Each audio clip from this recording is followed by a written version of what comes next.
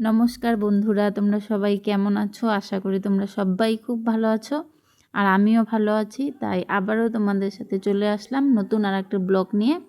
তো তোমরা দেখতে থাকো ব্লগটা, ঠিক কীরকম হয় ব্লগটা অবশ্যই তোমরা কমেন্ট বক্সে জানাবে।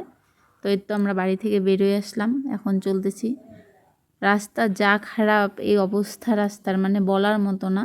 রাস্তাটা ভেঙে গিয়েছিল, তাই ঠিক করছে রাস্তাটা দিয়ে, এর জন্য রাস্তাটা এতটাই খারাপ হয়ে গেছে। তো আস্তে আস্তে আমরা চলে আসলাম ঠিক মাঠের মাঝখানে। দেখো ওয়েদারটা কতটাই ঠিক সুন্দর, আরও আকাশের মেঘ, ওইদিকে পাহাড়টা এত সুন্দর লাগছিল, মানে বলার মতো না, অসাধারণ একটা ভিউ লাগছিল।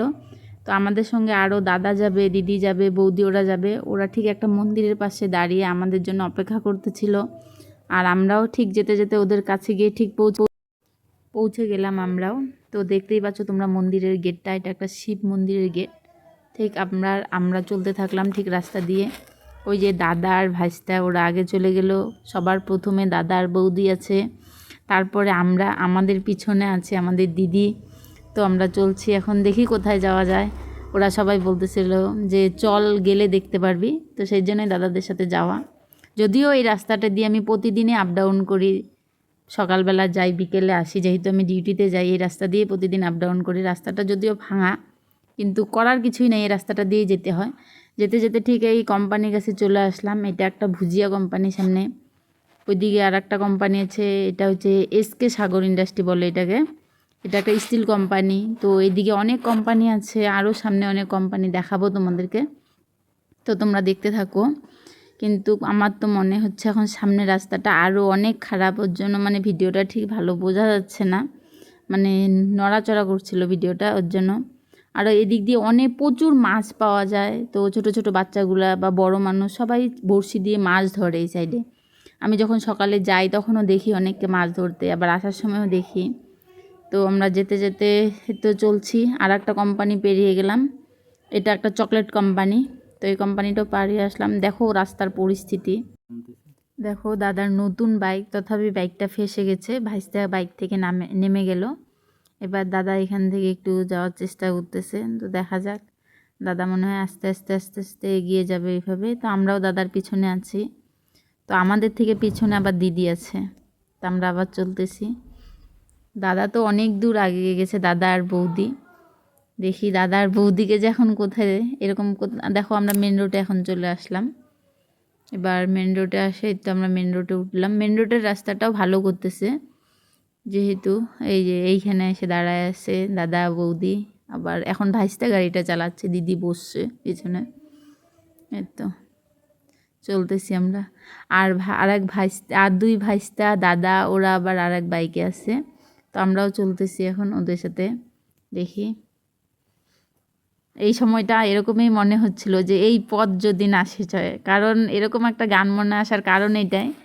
আবার যে কবে এদের সবার সাথে কোনো জায়গায় বেরোবো, আবার কতদিন পরে, তার কোনো মানে আশাই নেই। অনেক দিন পর বেরোনো হলো আজকে ওদের সাথে, তাই খুবই ভালো লাগছিল বেরিয়ে।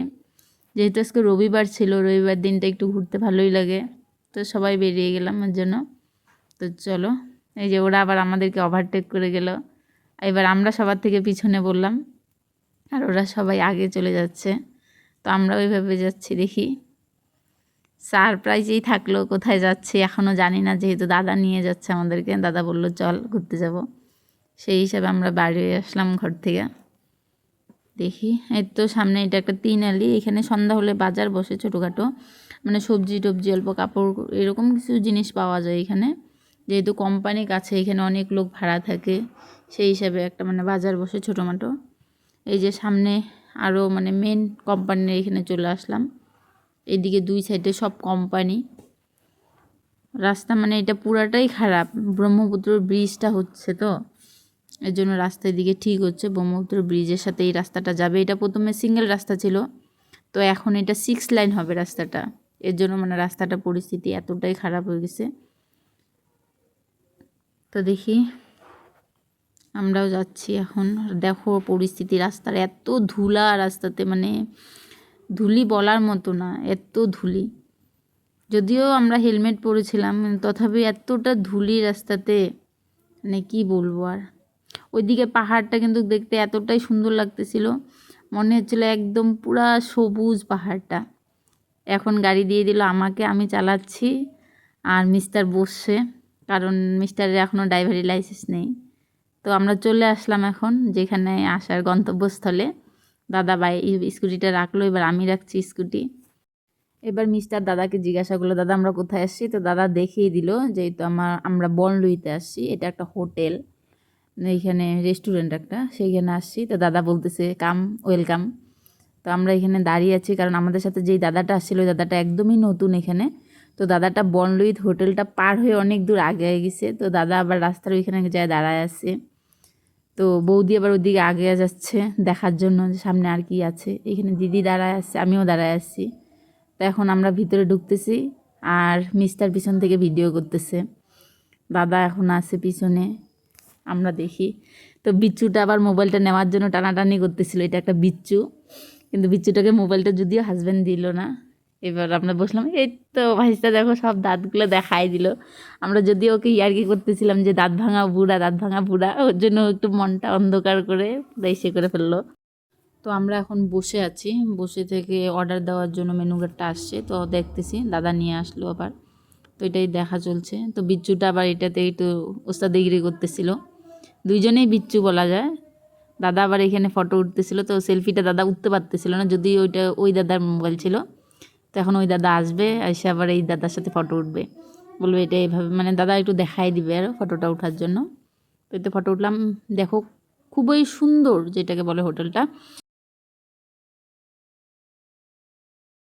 এখানকার ড্রেস, এখানকার চেয়ার টেবিল বা ভিতরটা সম্পূর্ণটা একটা যেটাকে বলে অরিজিনাল অ্যাসামিস টাইপেরও।